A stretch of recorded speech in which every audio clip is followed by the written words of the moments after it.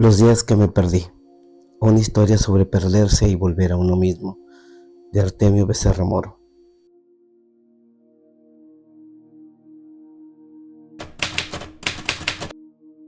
Capítulo 3. Memo, el niño.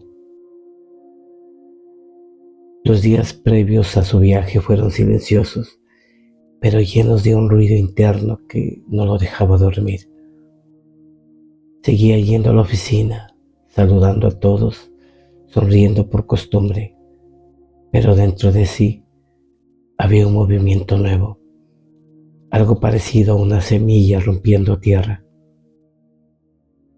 En las reuniones, mientras Martín hablaba de presupuestos y clientes, él se perdía mirando por la ventana. A veces observaba las montañas de la ciudad recortadas por la neblina y pensaba en el lugar donde creció, en los caminos de tierra, en el olor a pan recién hecho, en el río donde de niño solía mojarse los pies. Era raro. Durante años había hecho todo lo posible por no mirar atrás y ahora no podía dejar de hacerlo.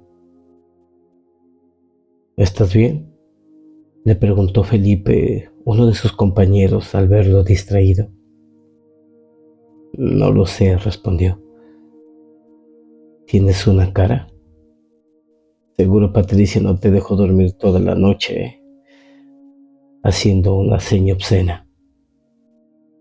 Alejandro solo le siguió la corriente. Sí, es eso. A pesar de ser ignorado, su compañero siguió con sus burlas. Esa noche, al llegar a su departamento, Patricia lo esperaba en el sofá. Tenía los brazos cruzados, la mirada fija en el televisor apagado. ¿Podemos hablar?, dijo ella. Claro. No te siento aquí. Estás, pero no estás. No sé cómo explicarlo, expresó él. Inténtalo. Respiró hondo. Hace unos días leí un mensaje de mi madre que me había enviado hace meses. Encontró algo mío, de cuando era niño. Mi diario. La joven arqueó una ceja. ¿Y eso qué tiene que ver con lo que te pasa? Creo que necesito verlo. Saber qué escribí, qué soñaba. Tal vez ahí entienda en qué momento me perdí. Ella guardó silencio unos segundos, incómoda. ¿Y eso qué va a cambiar? El pasado ya murió. Tal vez. Pero lo que soy ahora también me está matando. Lo miró largo rato. No hubo discusión. Solo un silencio espeso, uno de esos que no se rompe, se mudan al aire. El resto de la noche no dijeron nada, solo durmieron. Por lo menos su enamorada lo hizo. Él se pasó toda la madrugada pensando en el paso que estaba a punto de dar. Al día siguiente pidió unos días de descanso en la empresa. Martín lo miró con sorpresa. ¿Tú pidiendo vacaciones? Pensé que eras de los que no saben parar. Tal vez por eso necesito hacerlo. ¿Por cuánto tiempo? Unas semanas. Necesito volver a casa. Su jefe asintió con una sonrisa forzada. Vaya, no muchos vuelven a donde empezaron. Santiago solo se encogió de hombros y salió. 2 días después partió. Patricia no lo acompañó al terminal de buses, solo le mandó un mensaje deseándole buen viaje. Nada más, ni un vuelve pronto o te extrañaré. Su relación se había vuelto tan monótona que no le sorprendió la simplicidad del mensaje. Guardó su celular y subió al bus. El viaje era de 5 horas. La carretera se extendía como una herida abierta entre las montañas. Poco a poco se iba alejando de la ciudad ruidosa. El camino cada vez se volvía más hermoso. Los campos se llenaban de un verde intenso, de animales sueltos comiendo pasto, niños sobre burros y ancianos con su leña a cuesta. Sacó su celular. La señal se perdía entre las montañas, pero no importaba. Abrió la galería casi sin pensar, como quien busca sin saber qué busca. La primera imagen que apareció fue reciente. Él y Patricia en un restaurante, sonriendo frente a la cámara. Pero al mirarla bien, notó que ninguno de los dos reía de verdad. Sus gestos parecían ensayados, como si estuvieran interpretando una escena conocida. Deslizó el dedo hacia atrás. Aparecieron fotos de otros tiempos. Ella con el cabello suelto, riendo frente al mar. Él sosteniéndolo en sus hombros en una fiesta. Una selfie borrosa en la que ambos se miraban con complicidad. Había brillo en sus ojos, vida, fuego. Siguió pasando imágenes y sintió un vacío sutil, como si cada una le mostrara el momento exacto en el que algo empezó a apagarse.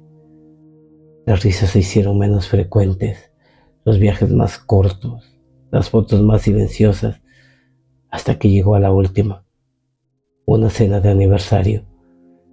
Ella sonriente mirándolo, él mirando a otra parte.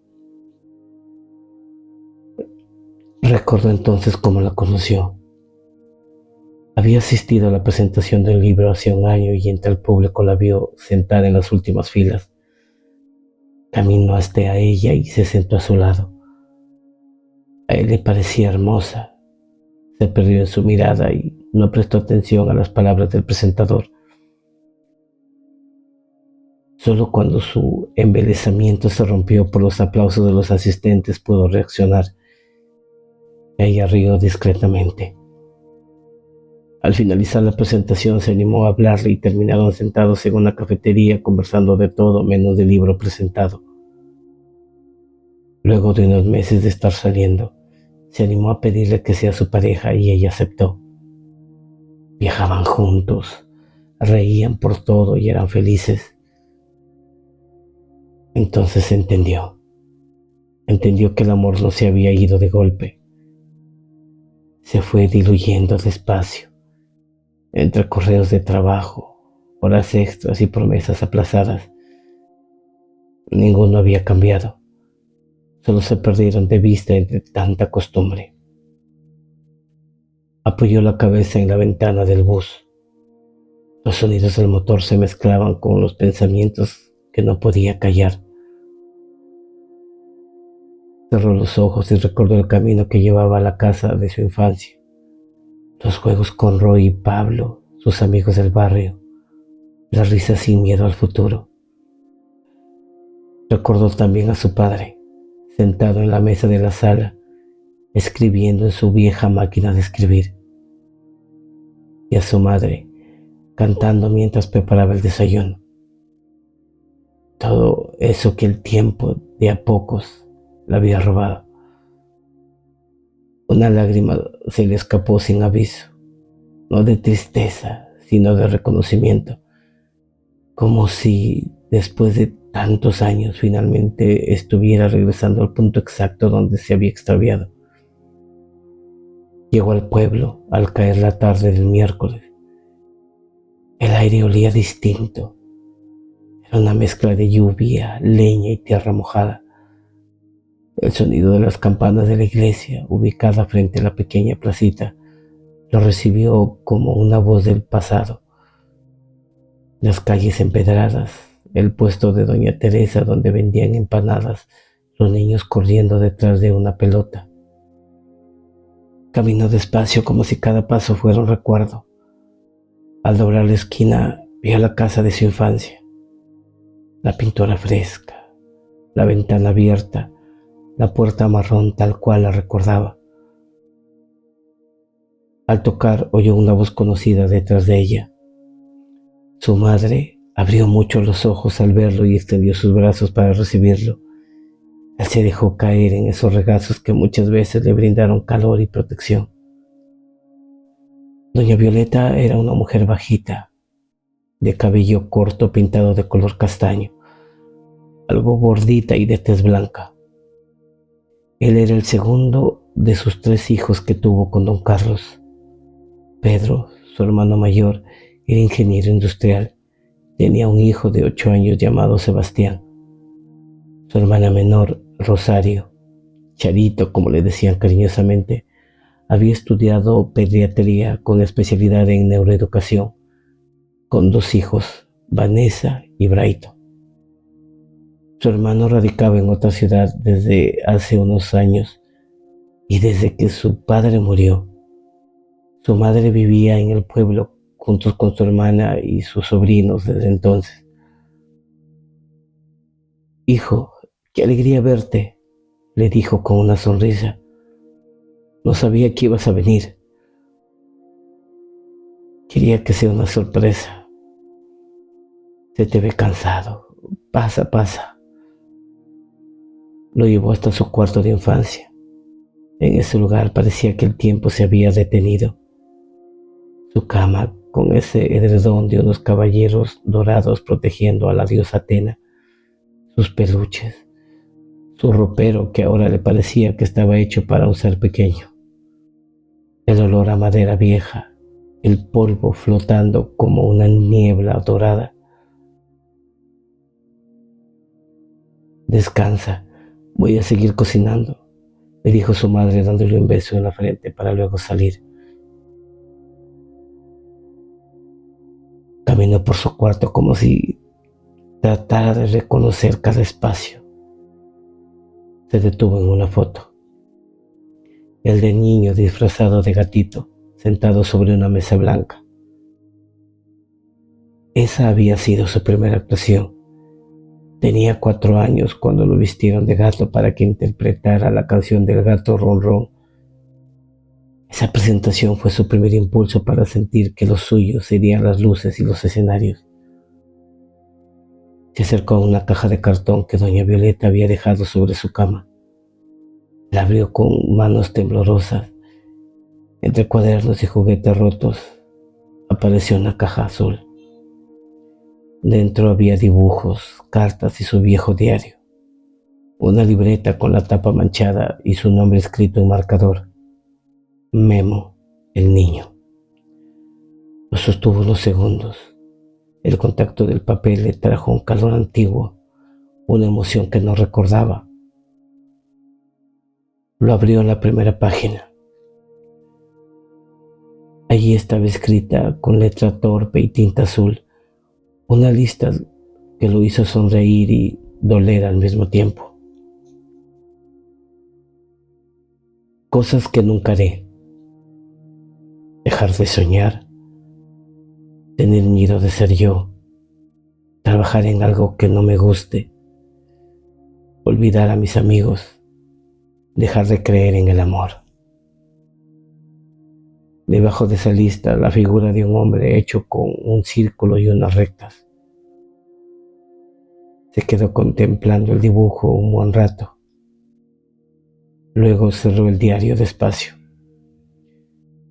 Y en el silencio, con un nudo en la garganta, se dio cuenta de algo devastador.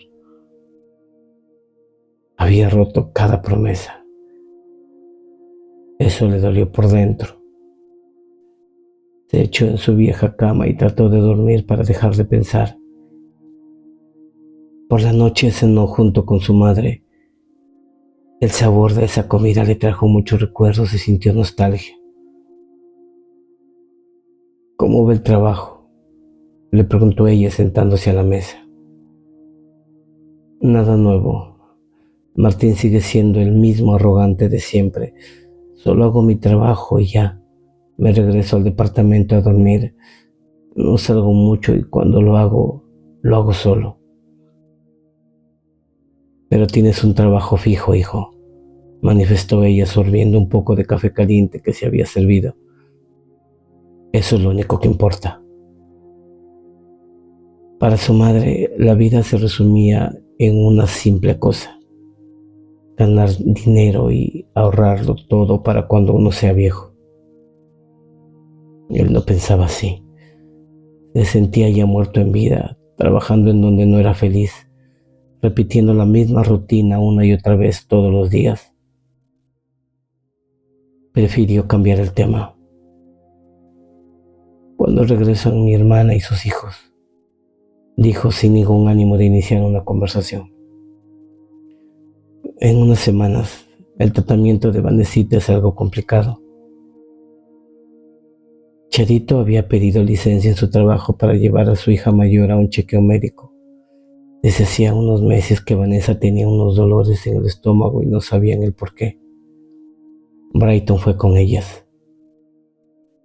Doña Violeta sorbió un poco de café. Ese sonido le recordó a su hijo los desayunos de antes, cuando todo era más simple. Hubo un silencio largo.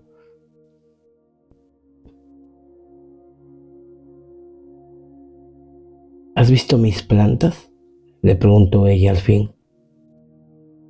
Aún no, respondió mientras se llevaba una cucharada de sopa de pollo a la boca. Mañana las veré. El resto de la conversación, su madre se la pasó hablando de lugares y personas que él ya no recordaba, pero fingía que sí. Ya solo en su cuarto de niño, acomodó sus cosas mientras bebía un sorbo del ponche que su madre le había preparado. Su sabor lo sobrecogió como cuando vivía ahí con sus padres.